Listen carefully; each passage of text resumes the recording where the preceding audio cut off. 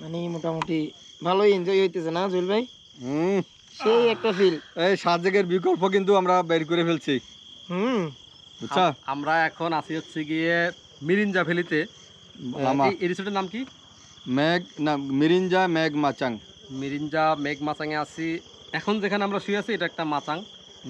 এটা আছে কি একটা অন্যরকম মাচাং, 100 ফুট উপরে মাটি থেকে। পিছনের ভিউগুলো এর আগে ভিডিওতে আমরা দেখাইছি, দিনের বেলা ভিডিওতে দেখাবো।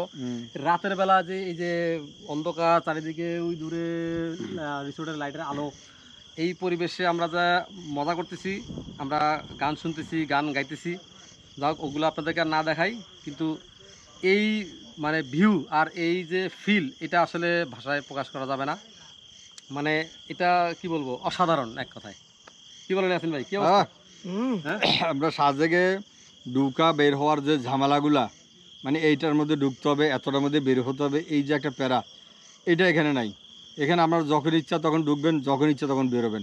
রাতে 3টা বাজে ইচ্ছা হয়েছে আপনি চলে যাবেন, কোনো সমস্যা নেই। এই ঝামেলাটা এখানে নাই।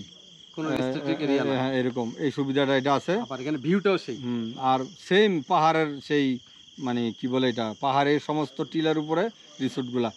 আর এই রিসোর্টগুলো অনেক দূরে দূরে, একটা থেকে একটা, এক একটা টিলা এক একটা রিসোর্ট, এইভাবে খুব মানে দূরত্ব বজায় মোটামুটি রিসোর্টগুলো করা হয়েছে এখানে। আর হচ্ছে কি আপনার এই সাজেকে তো মানুষজনের এখন পুরা জাম ফিট অল্প জায়গার মধ্যে। আর এই মিরিঞ্জা ভ্যালিতে হচ্ছে গিয়ে পুরা ছড়ানো রিসোর্টগুলো। এখানে আসলে কি হবে, সে পাহাড়ের অরিজিনাল ফিলটা সে পাবে। এই যে আমরা এখন কোনো কোলাহল নাই, নীরব নিস্তব্ধ চারিদিকে, আমরা পাহাড়ের ফিল নিচ্ছি। আমাদের পিছনে পুরাই পাহাড়ের, বিশাল পাহাড়ের একটা ভিউ, যেটা আমরা দিনের বেলা দেখছি। রাতের বেলা আমরা অন্ধকারের ফিল, পাহাড়ের যে নীরবতা, ঝিঝি পোকার ডাক। এই যে একটু খেয়াল করেন আপনারা, ঝিঝি পোকার ডাকটা একটু শুনেন। আমরা একটু নীরব হচ্ছি, একটু খেয়াল করেন।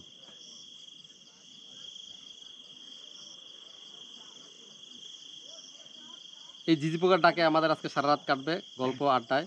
আমরা আমাদের এই মিরিঞ্জা ভ্যালিতে মানে অন্যরকম একটা মানে ফিল নিচ্ছি আমরা। ঠিক আছে, সবাইকে মিরিঞ্জা ভ্যালিতে আসার আমন্ত্রণ রইল। না, এখানে জুয়েল আরেকটা কথা আছে।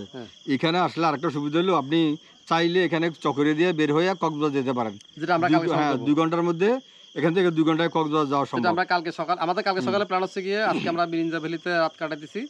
দিনও দেখলাম, রাতের ভিউ দেখলাম। সকালবেলা আমরা এখান থেকে এখান থেকে কত 7 কিলো না? না, 15-17 কিলোমিটার। এখান থেকে লামা 7 কিলো। এখান থেকে না চকরিয়া এখান থেকে চকরিয়া হলো 17 কিলোমিটার। 7 ঘন্টা ধরলাম। এখান থেকে চকরিয়া 17 কিলোমিটার। চকরিয়া থেকে কক্সবাজার একদম সোজা টানা road, Dhaka Chittagong high road. যাও, এখান থেকে কক্সবাজার খুব কাছে। তো মিরিঞ্জা থেকে কক্সবাজার ট্যুর করাটা খুব সহজ। তার মানে আপনার পাহাড় এবং সমুদ্রের ফিলটা নিতে গেলে মিরিঞ্জা টু কক্সবাজার। এটাই শুরুতে জুয়েল ভাই আজকে সকালবেলা যখন ফুট দেয়, এই যে পাহাড় ও সমুদ্র, এই আসলে পাহাড়টা হলো মিরিঞ্জা ভ্যালি, সমুদ্র হলো কক্সবাজার। আগামীকাল সকালে আমরা ওখানে যাব, দেখা হবে সেখানে আপনাদের সাথে।